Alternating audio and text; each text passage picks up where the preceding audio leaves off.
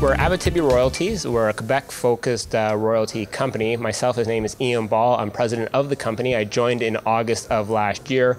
Our shares trade on the Toronto Venture Exchange under the symbol RZZ.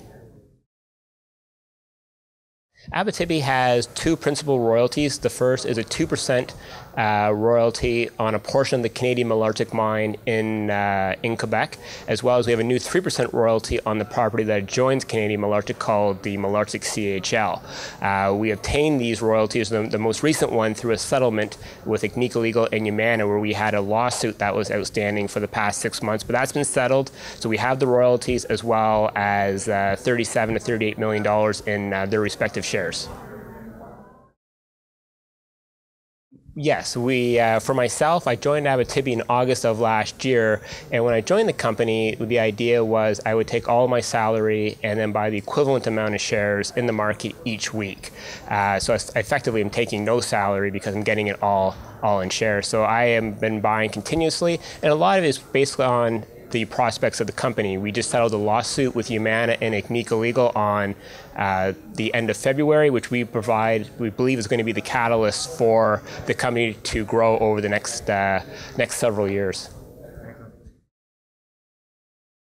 Well, first off, right now we have a market cap of $40 million, and inside of that we own approximately $37 to $39 million in Yamana and Agnico Eagle shares as part of our settlement. We have another $1 million in cash, and then we have a series of royalties on top of that, which essentially investors are getting for free and are expected to start generating cash flow in the next month.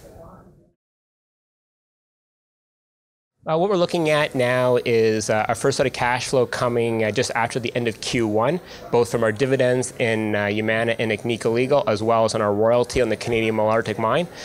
In addition to that, now that the lawsuit has been settled with our two partners, they're going to start exploring on the Malartic CHL property. There's a new discovery there called Odyssey North, which we have high expectations for. Drilling has been on hold for the past year because of the litigation, so that's going to be starting April 1st. So we're quite excited to see what's going to come out of that, as we have high expectations. Well, PDAC is something where I find everyone's generally always optimistic. So every year people come out of it with high expectations.